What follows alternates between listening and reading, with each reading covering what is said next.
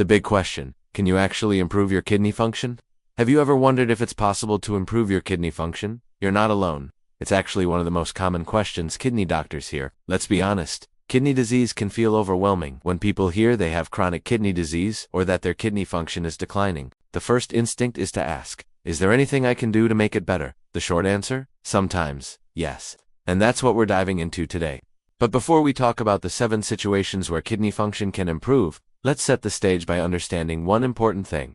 For many people, kidney function may not get better, and that's okay. The goal then becomes maintaining stability and protecting what's left. Slowing down further damage is already a big win. Still, there are specific situations, real ones, backed by clinical experience where kidney numbers do improve. I've seen it happen in my patients. But before we get to those, we need to talk about how kidney function is actually measured, because you can't track progress unless you know what you're measuring. How kidney function is measured. The 4 key markers. To understand whether your kidneys are improving, you need to understand how we measure kidney function. There are 4 primary markers doctors use, and each one tells us something slightly different. 1. Serum creatinine.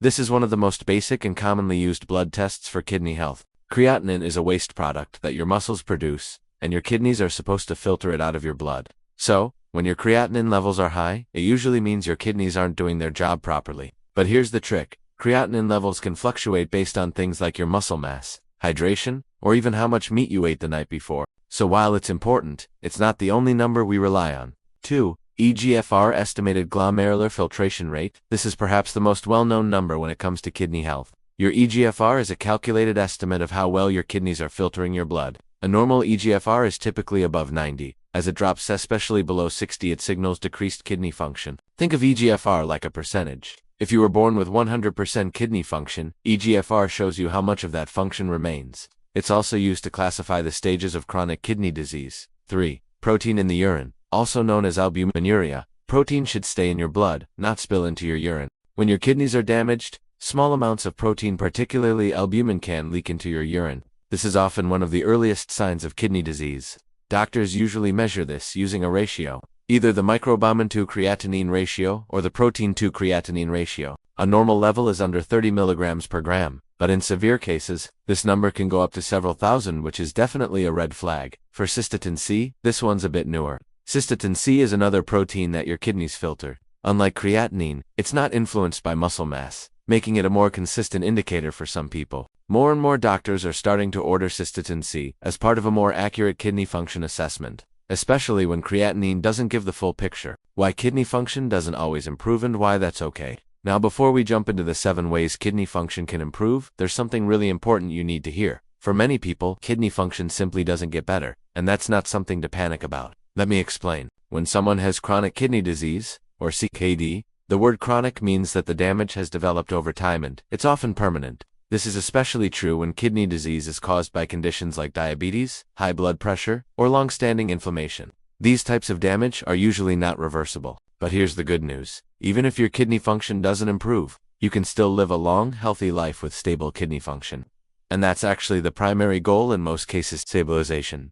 See, the numbers can bounce around a bit naturally.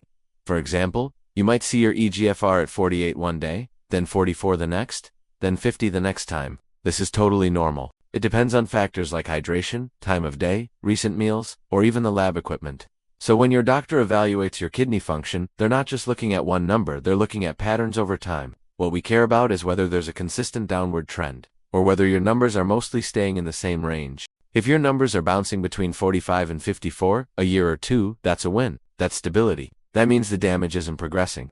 On the other hand, if your eGFR goes from 50 to 44 to 38 to 32 over several months, that's a concern. It shows a clear downward pattern, and we'd want to investigate what's causing it and whether we can slow or stop it. The ultimate dream: a steady upward trend in kidney function over time, going from 39 to 45 to 50. That's what we all hope for. And in some cases, it is possible. So yes, while reversal of kidney damage is rare, improvement is possible in the right circumstances. Ready to hear what those circumstances are? Let us move on to the next section. The 7 situations where kidney function actually can improve. 7 reasons kidney function can actually improve. Now let us get into the part you've been waiting for, the 7 situations where I've seen people's kidney function actually improve. These are based on real-life cases I've encountered in my practice. If any of these apply to you, there might be hope for turning things around. 1. Stopping harmful medications. Some medications can actually damage the kidneys over time. If you're taking one of these drugs and your doctor identifies it as the culprit, stopping or switching to a safer alternative can allow your kidneys to recover. Common offenders include certain pain relievers like NSAIDs, some antibiotics, contrast dyes used in scans, and certain blood pressure meds in specific cases. But it's important to never stop a medication on your own.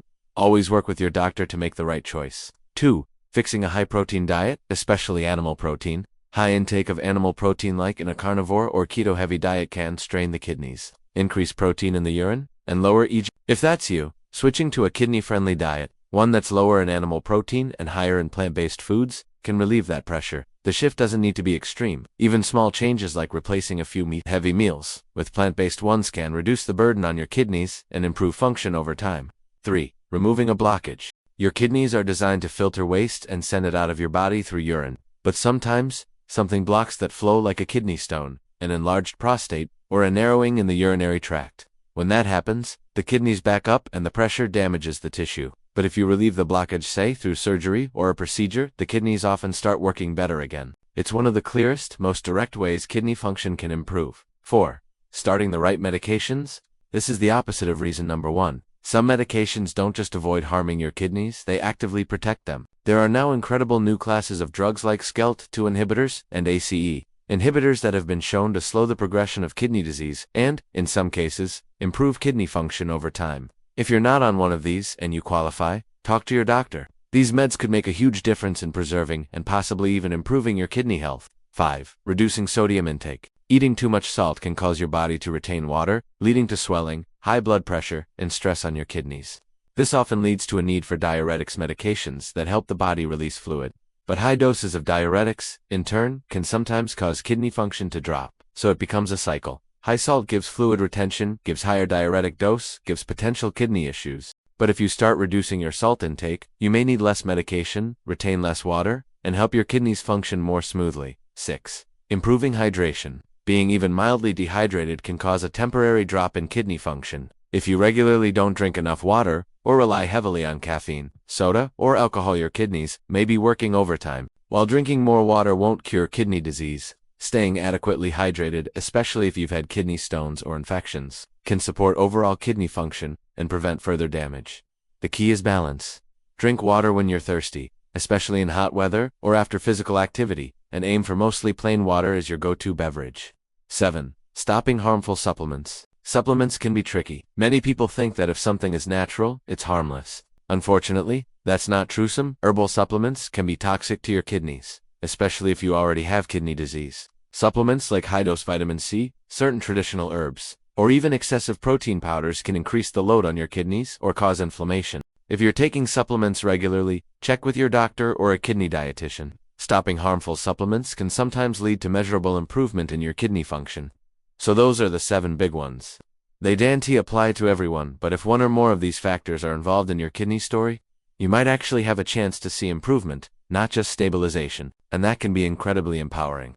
But what if none of them apply to you? Stay with me, we'll wrap things up in the final section with some encouraging takeaways. Final thoughts. You have more power than you think. If you've made it this far, take a deep breath, because here's the truth that often gets lost in all the fear around kidney disease. Your kidneys are not always on an inevitable path toward failure. Sometimes, with the right actions, the right support, and the right mindset, they can stabilize and, yes, even get better. Of course, not every case will improve, and not every person will respond the same way. But the idea that it's always a one-way decline, that's outdated. What really matters is this.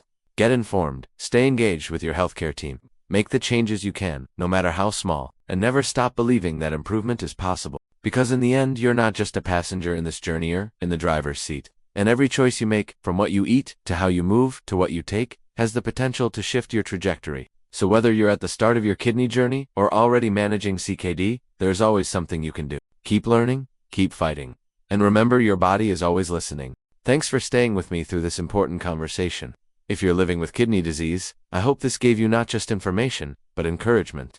Remember, even if your kidney function doesn't improve, maintaining stability is a powerful win. Every healthy choice you make, from what you eat, to how you move, to the medications you take, can make a difference over time. If you found this video helpful, please give it a thumbs up and share it with someone who might need this message. And don't forget to subscribe, because I've got so much more to share to help you live well and protect your kidneys for the long run. Until next time, stay well, stay curious, and take care of those kidneys.